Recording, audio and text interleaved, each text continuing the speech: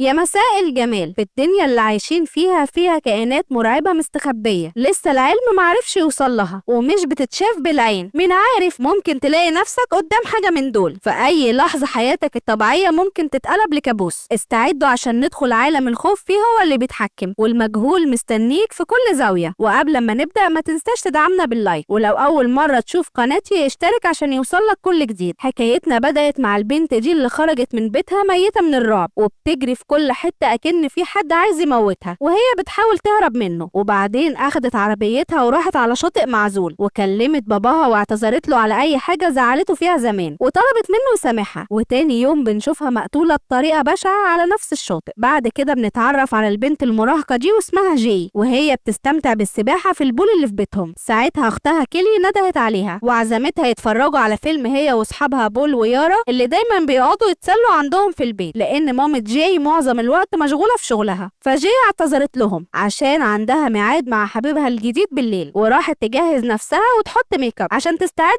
للميعاد. ولما راحت حبيبها هيو اقترح عليها يروحوا السينما. وقتها جي طلبت منه يلعبوا لعبة هي واختها اللي مخترعينها واسمها لعبة التخمين، والقوانين انك تبص حواليك وتختار اي شخص نفسك تكون مكانه، وانا هخمن مين هو الشخص ده. والدور كان على هيو. وبعد ما خمنت كتير ومعرفتش مين هو اللي اختاره، فهيو قال لها انه اختار ولد صغير. ولما سألته عن السبب قال لها انه لسه قدامه العمر طويل ومش شايل هم حاجة. وجه الدور انه يخمن مين اللي اختارته جي، فقال لها انت اخترتي البنت اللي لابسه فستان اصفر هناك. بس الغريبه ان جي ما كانتش شايفه البنت اللي هو بيشاور عليها. فصاحبنا ساعتها اترعب واخدها وطلعوا جري من السينما واخدها يتعشوا في مطعم. وتاني يوم حكت لاختها على التصرفات الغريبه اللي عملها صاحبها. فالتانيه قالت لها يا بنتي ما تشغليش بالك، ده لسه اول ميعاد بينكم وبعد كده كله هيبقى تمام. وفي الميعاد التاني جي وهيو قضوا الليله في العربيه بتاعته في مكان مقطوع. وبعد ما حصلت بينهم علاقه بنتفاجئ انه حط منديل على بقها وبعد كده اغمى عليها. ولما فاقت لقت نفسها مربوطه في كرسي متحرك في مصنع مهجور، وهيو عمال يقول لها ما تخافيش انا هفهمك اللي حصل. وشرح لها لما عمل معاها علاقه نقل لها حاجه مرعبه حد قبل كده نقلها ليه وكان لازم يعمل كده، وان من هنا ورايح في كيان هيبقى ماشي وراها في اي حته، والكيان ده ممكن ياخد شكل اي حد حتى الناس اللي هي بتحبهم وعارفاهم كويس. ومفيش ثواني وقال لها ان الكيان ده وصل. وقتها جي شافت شخص غريب جاي ناحيتهم، وهيو قال لها ان الحل الوحيد عشان تقدر تمنع الكيان ده انه يقتلها هي انها تنقل الحاجه دي لشخص تاني بنفس الطريقه، وكده تبقى كسبت وقت ممكن يكون ايام او شهور. ولو ما عملتش كده هما الاتنين هيموتوا. وبعد كده اخدها في عربيته ورماها قدام بيتها وطلع جري بالعربيه. وقتها كيلي وبول ويارا كانوا بيلعبوا كوتشينه قدام البيت، ولما شافوا جاي في الحاله دي طلبوا الشرطه. بعدها الضباط بداوا يستجوبوا صاحبتنا، فقالت لك انها ما تعرفش اي تفاصيل عن هيو وكل اللي تعرفه هو عنوان بيته. ولما الشرطه راحت المكان اللي كان خاطفها فيه ملقوش اثر للشخص الثالث اللي هي كانت بتتكلم عنه ولا اثر لهيو. وبعد كام يوم جي بدات حالتها النفسيه تتحسن وراحت المدرسه بتاعتها. وهنا الرعب بدا لما شافت ست عجوزه بلبس المستشفى ماشيه ناحيه المدرسه بتاعتها، فخرجت من الحصه وهي مرعوبه. والمفاجاه انها لقت نفس الست لسه ماشيه وراها، والمفاجاه الاكبر ان مفيش حد قادر يشوفها غيرها هي. فطلعت جري وراحت المطعم اللي بتشتغل فيه اختها كيلي وصاحبهم بول، وحكت لهم على اللي هي شافته وان ليه علاقه بالكلام اللي هي قاله لها وانه نقل لها حاجه مرعبه. وفي الاول اختها وصاحبها ما كانوش مصدقين الجنان اللي هي بتقوله، وان ممكن كل ده يكون بسبب الصدمه النفسيه اللي هي فيها. وعشان يطمنوها بول قال لها انه هيبات عندهم هو ويارا عشان ياكدوا لها ان مفيش حاجه تخوف. وبالليل البنات ناموا في اوضه وبول في اوضه، بس جاي ما كانتش عارفه تنام وراحت تقعد مع بول، فحاول يطمنها ويتكلم معاها في ايام الطفوله بتاعتهم، واعترف لها ان هو معجب بيها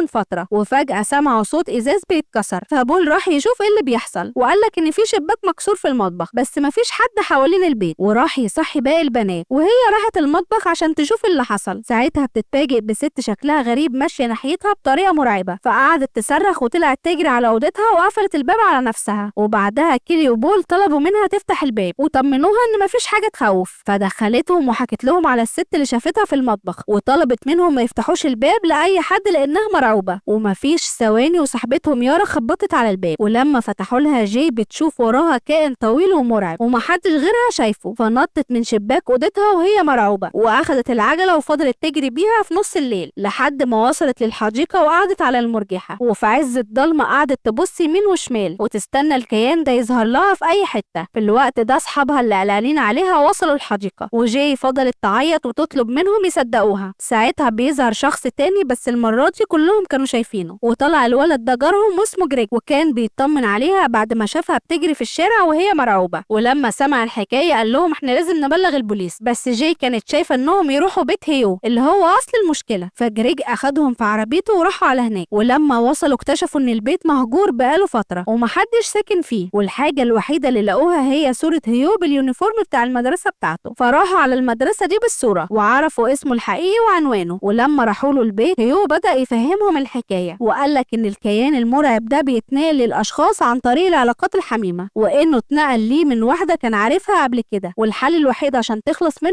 تنقله لحد تاني. ساعتها هيسيبك في حالك لحد ما يموته وبعدين يرجع لك تاني، ويفضل على كده لحد ما يوصل للشخص اللي بدأ اللعبة دي من الاول. ونصحها لما تشوف حد ماشي ناحيتها ببطء تهرب بسرعة وتروح ابعد مكان ممكن توصل له. وعلى عكس جاي المجموعة كلها ما كانتش مصدقة اللي هو بيقوله، فجريج اقترح عليهم ياخدوها الشاليه بتاع اهله اللي على البحر ويقعدوا هناك يومين عشان تهدي اعصابها. وفي السكه اختها كيلي قالت لها ما تعملي بنصيحه هيو وتنقلي الكيان ده لشخص تاني، لكن جاي ما كانتش لسه مستعده تعمل كده. ولما وصلوا جريج جاب المسدس بتاع باباه وبدا يعلم صاحبتنا ضرب النار عشان لو الكيان ده ظهر لها تاني تقدر تقتله. وبعد شويه المجموعه كلها كانت على البحر، وجاي حست انها مطمنه عشان هي في وسط اصحابها، ويارا كانت بتعوم في الميه. وقتها ما كانش حد شايف الكيان اللي كان واخد شكل يارا صاحبتهم وبيقرب من جاي من ورا. وقتها كيلي بتتفاجئ بشعر اختها مرفوع اكن في ايد خفيه ماسكاه، وفي لحظه جاي بدات تتعارك مع الكيان ده، فبول جاب كرسي وضرب الكيان الخفي والكيان طيره في الهواء. وبعدها البنات وبول طلعوا جري على المخزن والكيان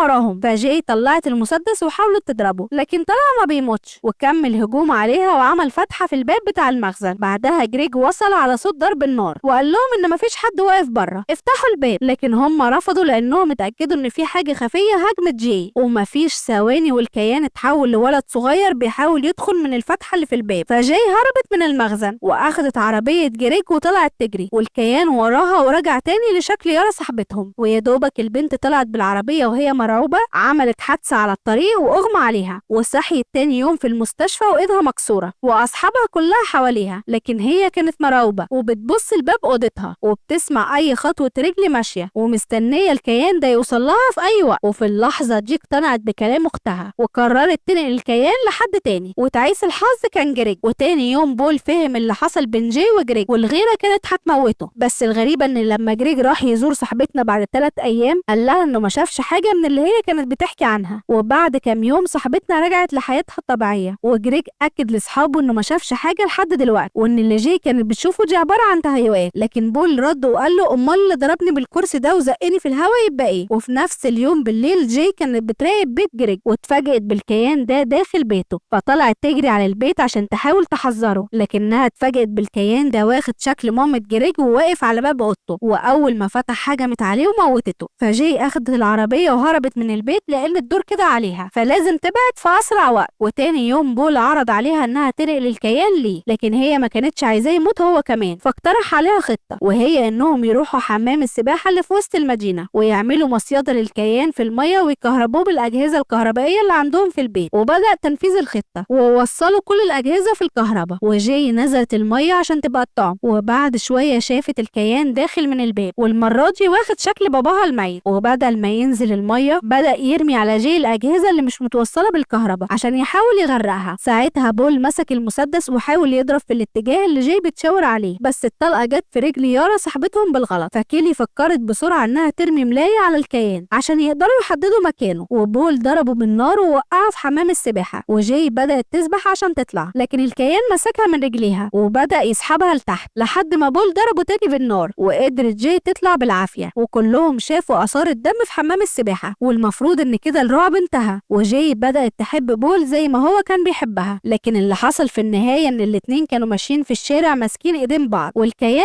لسه ماشي وراهم. وكده تخلص حكايتنا. لو عجبك الملخص ما تنساش تدعمنا باللايك والشير والسبسكرايب. كل وسائلنا على السوشيال ميديا هتلاقيها تحت الفيديو وفي اول كومنت. باي.